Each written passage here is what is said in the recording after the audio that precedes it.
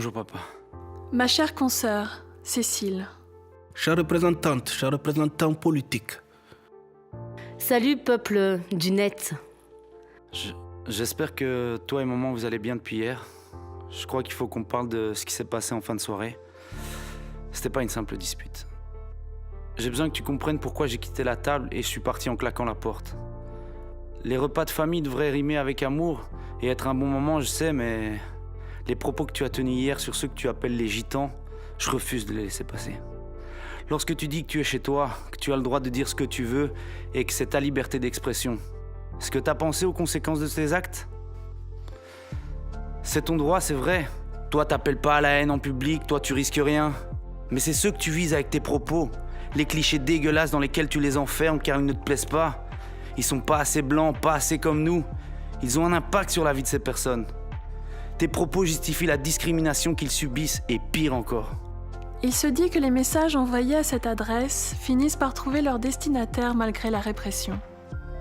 Alors même si les chances que tu lises cette lettre sont minces, je t'écris pour te dire notre soutien et notre admiration comme on lancerait une bouteille à la mer.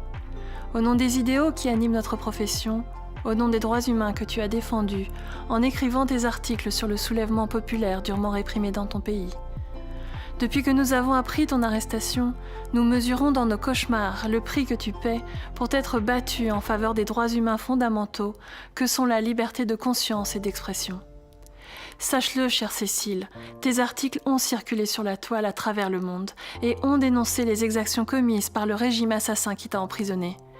Tes tortionnaires ne pourront jamais te faire taire. En ce 10 décembre, journée d'action pour les droits de l'homme en ligne, je prends la plume au nom d'un collectif citoyen afin de vous interpeller. Face au discours de haine qui se propage sur la toile, votre mission est complexe. Elle est l'affaire de toutes et de tous. En ce jour symbolique, il nous appartient donc de vous rappeler que le gouvernement doit veiller à ce que les espaces privés ne soient pas vecteurs de violations des droits de l'homme. De plus en plus d'affaires judiciaires concernent des violations des droits humains sur Internet. La Cour européenne des droits de l'homme a affirmé dans ses arrêts que les États ont pour obligation la protection des droits et des libertés fondamentales des individus sur Internet, en luttant contre le racisme, la xénophobie et d'autres formes de discrimination.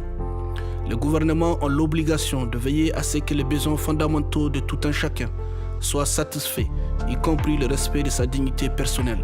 La sécurité des individus sur les cyberespaces relève aussi de votre responsabilité. Maintenant, grâce à ton travail, la communauté internationale sait, et nous, citoyens journalistes, nous l'exhortons à prendre ses responsabilités.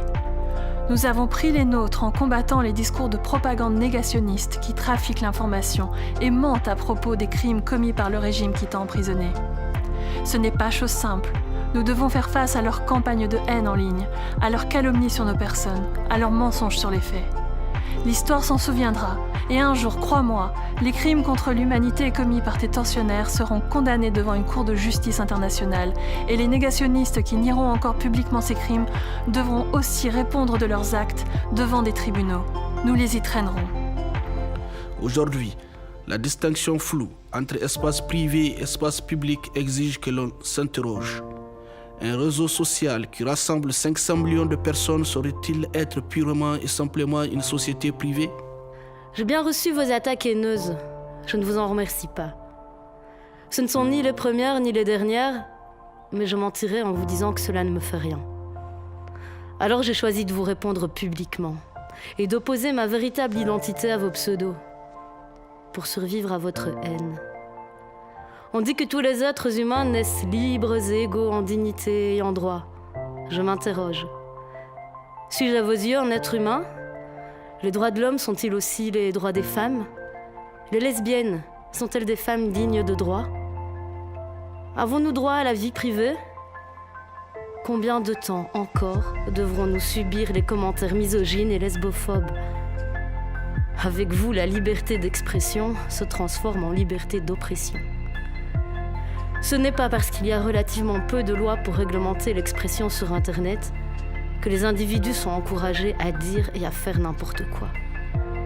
Toi qui as liké les commentaires misogynes et lesbophobes sous la photo volée de notre couple, Essaie d'imaginer l'impact de ces mots sur notre confiance, notre dignité et notre sécurité.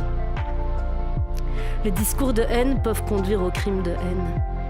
Entre deux blagues, entre deux likes, souviens-toi qu'aujourd'hui encore, des femmes sont torturées car elles aiment d'autres femmes.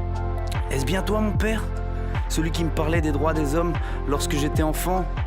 Est-ce que tu te souviens de ce petit livre sur les droits humains que tu m'as offert quand j'avais 9 ou 10 ans? Tu l'as oublié? Je suis ton enfant, mais les stéréotypes haineux que tu répands lors de nos repas de famille, ils ne passeront pas. Je te barrerai la route en public comme en privé. Je suis ton fils et je reconnais même pas mon père lorsqu'il partage des publications xénophobes. Peut-être es-tu naïf, peut-être cliques-tu sans réfléchir.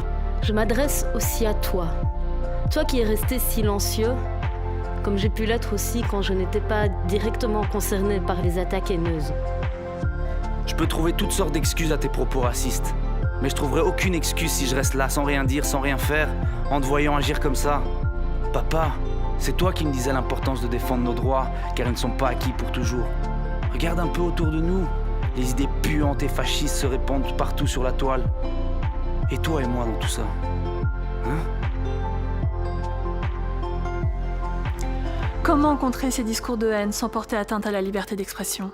Le chantier pour les acteurs du paysage médiatique est immense.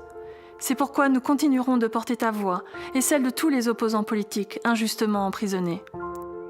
Internet deviendra ce que nous déciderons d'en faire. Chaque jour, inlassablement, nous nous demanderons Qu'avons-nous fait aujourd'hui pour combattre les discours de haine Et défendre les droits humains.